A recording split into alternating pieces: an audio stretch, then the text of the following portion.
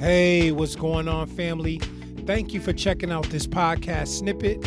If you like what you hear in this snippet, you can tune in to the full podcast episode by clicking the links below in the description. Thank you, and until the next time we hop on the podcast together, shalom. Immediately, it was like this thing of, oh, no, I don't want to watch it because they're coming against this person, or, basically you're saying something about somebody that I am, influenced by. For some people, it's somebody that they may idolize, and a lot of these individuals are popular. A lot of these preachers are popular. So, when you have these type of individuals kind of being shown on this platform for not necessarily doing the right things, immediately there's a defense that's put up, because guess what? They have a lot of influence on a lot of people, especially being on major networks, especially having huge churches, because a lot of times people are more attracted to that than they are attracted to the word. And sometimes they don't even know that that's what it is. And that's why I thought the documentary was so good, because, they were showing various clips, and the beautiful thing about it for me was, there's times that I watch like YouTube videos, like you have these people that do, and I don't really like them. I've actually did a song about it called YouTube Exposed, and I address how people would do videos calling themselves exposing other people. And I'm very leery of those type of videos, because a lot of times when you see them on YouTube, it's not really done with the right motive, you know what I mean? And sometimes it's questionable if God really led these individuals to call these individuals out, because it starts being personal. They're calling the preachers names and making fun of them and cracking jokes and doing all these various things. And that's when you kind of question the motive, like, well, what's your motive? Is it jealousy? Is it that you just don't like this person and things of that nature? But what I saw in this documentary, you didn't really get that. Yes, they were talking about some of the things that these people were preaching and teaching, but if you watched the documentary, it wasn't really personal for them. It wasn't an attack on them, or they were saying that they were going to hell and things of that nature. They was just pointing out that, unfortunately, a lot of times these individuals are not necessarily, preaching scriptures, or preaching what the scripture says. And that's why I thought it would be very encouraging for many. But what some of us found that shared with a few people was opposition, because of the individuals that kind of, were being called out or being brought into question on what they were teaching. And that's what I kind of wanted to talk a little bit about this week. And next week, we'll touch on some things that were in the documentary that I thought were very powerful and very encouraging. And believe it or not, a lot of the things that they talked about in the documentary, I actually have been talking about the last couple years, through some of the Eat Up Mondays and through some of the In the Words, because a lot of things they touched on over the years. I've been in church 18 years now,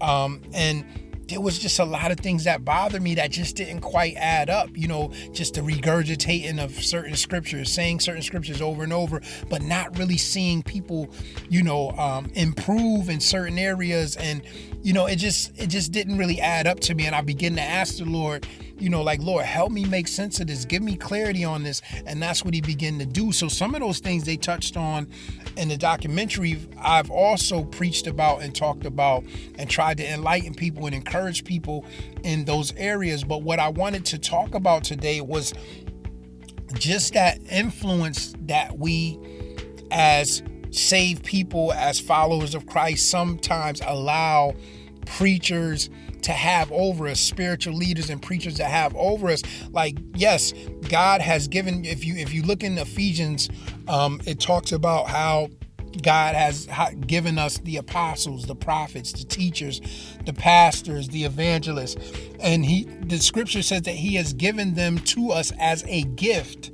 They weren't given to us to idolize, but they were given to us as a gift.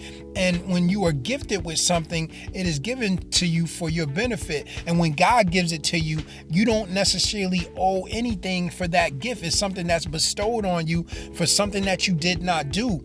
But a lot of times what we do is, instead of taking that gift and letting that gift be a blessing to us, we turn around and we idolize the gift. We idolize the blessing instead of understanding why the blesser gave it to us in the first place. And that's why I think we get so caught up on these individuals and their personalities and their lifestyles. And because let's be honest, a lot of the attraction that people have to these individuals is, one, a lot of stuff that they might be teaching, it sounds good. It sounds very spiritual, very spooky, because we love spooky stuff and stuff that give us goosebumps.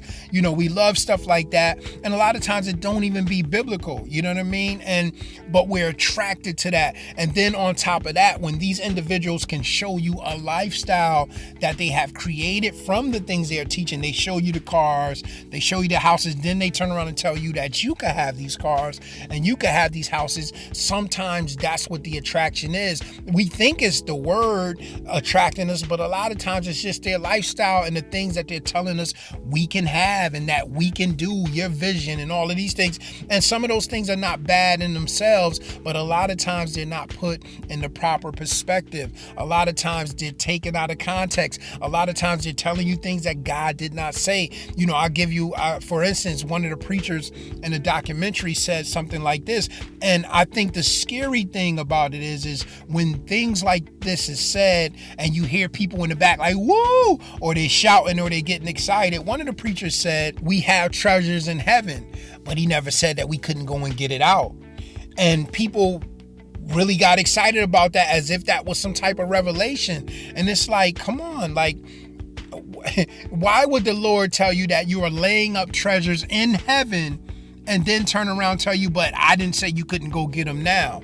But these are the type of little small things that are being said that people who are not reading and following behind these things are getting caught up into. And when they get caught up into that, they start to follow that mindset. They start to believe these things. And guess what? When those things don't happen because God never said those things, what do? They don't get mad at that preacher. Why? Because they idolize that preacher. They love the lifestyle they see this preacher living and all of the things the preacher have, or maybe they have an eloquent way of speaking and just a great, way to speak and grab the crowd and have everybody in awe. Like, we get caught up in those things, so we don't get mad at them. Who do we get mad at? God. But the sad thing is a lot of times the things that are being said, God never said. And that's what makes these things so scary. And it reminds me of